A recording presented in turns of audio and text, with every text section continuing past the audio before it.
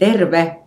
Mä oon laulaja Jaana Pöllänen ja mulla on tänä vuonna 2024 30-vuotis taiteilijajuhlavuosi. Mä oon saanut laulaa 30 vuotta. Se on ihme. Ja nyt asiat on johdattunut sillä tavalla, että Lasse Heikkilä on säveltänyt levyllisen hengellisiä tangoja, eri tekstintekijöiden tekemiä tekstejä, ja minä saan laulaa nuo tangot. Sydänlanka on tämän levyn nimi, ja siitä tulee myös kiertue. Ja tässä pienessä ohjelmasarjassa niin mä vien sut syvemmälle sydänlankaa. Tervetuloa mukaan. Lasse Heikkilä, Suomen ehkä monipuolisin hengellisen musiikin tekijä, säveltäjä, sanottaja, sovittaja. Jumalan kutsuma selkeästi tähän tehtävään. Jumala on antanut hänelle ihan nerokkaan lahjan, jota hän on käyttänyt jo 70-luvulta lähtien.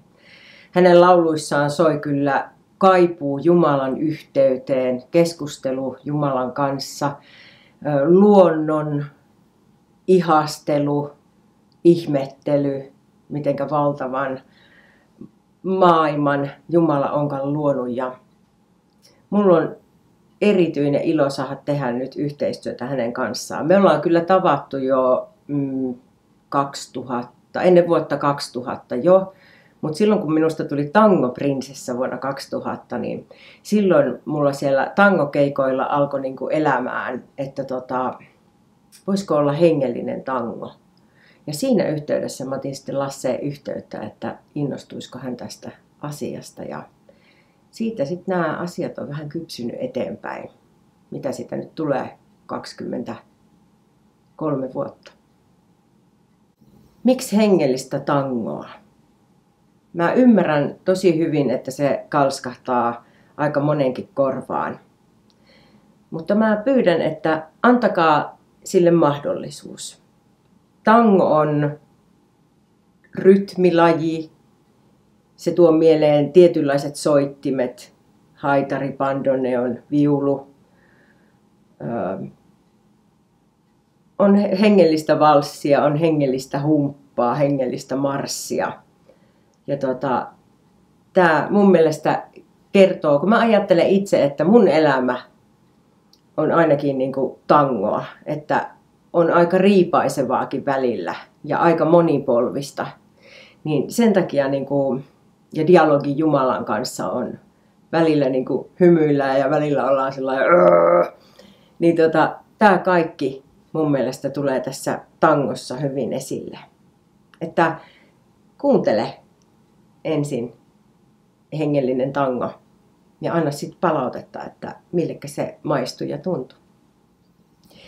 Levyn kappale Jeesus tuntee on laulu, jonka mä sain mukaani silloin 2000-luvun alussa Lasselta, silloin tangoprinsessuus aikana. Ja sitä onkin esittänyt ja poikkeuksetta siitä on tullut hyvää palautetta, eikä ihme, koska se kertoo Jeesuksesta. Se kertoo hänestä, että hän jätti pyhyyden ja korkeuden. Jumala tuli ihmiseksi elämään ihmisen elämän. Hän tietää, mille meistä tuntuu. Ja sitten hän kuoli ristillä syntiemme tähden ja nousi ylös Isän oikealle puolelle. Maksoi meidän syntivelkamme. Ja hän tietää, mille ihmisestä tuntuu, niin sen takia hänen kanssa kannattaa olla yhteydessä. Siinä on koko kristinuskon ydin ja sanoma. Syntien anteeksi anto. Ja se oli aikamoista tangoa, kun Jeesus eli tämän ihmisen elämä, joka huipentui sinne ristille. Lasse Heikkilällä oli 60-vuotis juhlakonsertti Tampere-talossa ja tuohon konserttiin hän pyysi minua laulamaan tämän Jeesus tuntee tangon. Kuinka joutuu syytetyksi yllytyksiin, kuinka kuohuu mieli syyttä syytetyn. Voi että, siellä kun oli suuri orkesteri ja erityinen tunnelma, niin niin se laulu nousi jotenkin ihan uudelle tasolle. Se oli aivan mahtava. Ja tuon konsertin jälkeen sitten, kun Lassen kanssa keskusteltiin, niin siitä oikein väkevästi lähti itämään se, että voisiko näitä tehdä ihan levyllisen näitä tankoja. Ja tässä sitä nyt ollaan. Valo aina voittaa. Lasse Heikkilän sävel ja sanat. Kuule, ei pimeyttä oikeastaan edes ole. Synkkyys on valhe, vain vajetta valkeuden. Tää soi duurissa. Valo voittaa, aina voittaa. Mikä ihana sana tähän aikaan. Jeesus sanoo täällä Johanneksen evankeliumin 8. luku 12 jae. Se, joka seuraa minua, ei kulje pimeässä, vaan hänellä on elämän valo. Hän kutsuu meidät valoon. Tule sinäkin. Kaipuu, kuu ja meri, sieluun sulautuu. Taipuu runoiksi kieli, tää herkkä mieli, kun lumoutuu. Voi että, tässäkin tangossa, niin tässä on semmoinen iltatunnelma rannalla. Ja tämä on Lassen teksti ja sävellys. Ja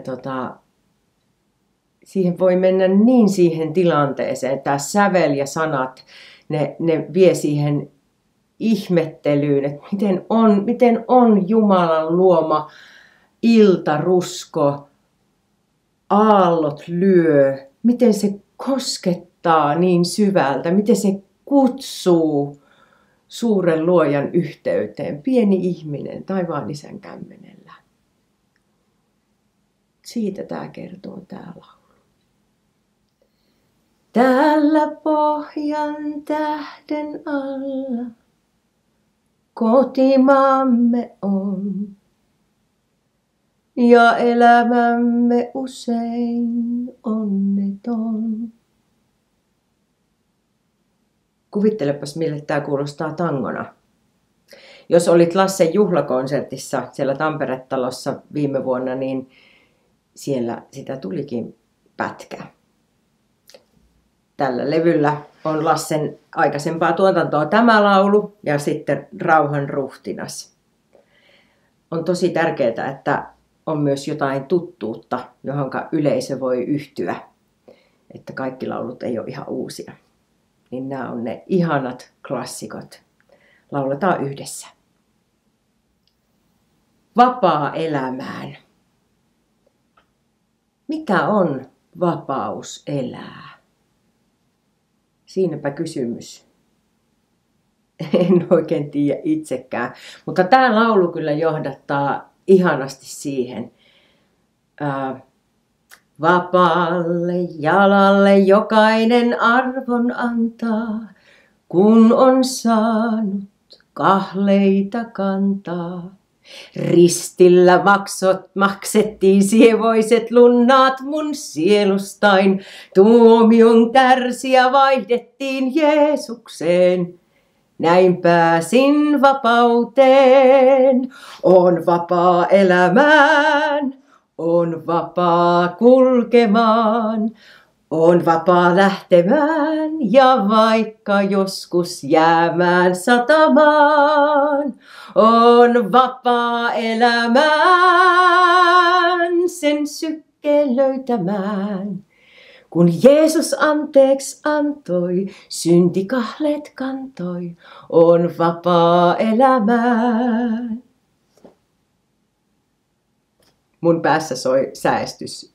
Sä et ehkä sitä kuulu, mutta osta levy ja tuu kiertueelle, niin kuulet.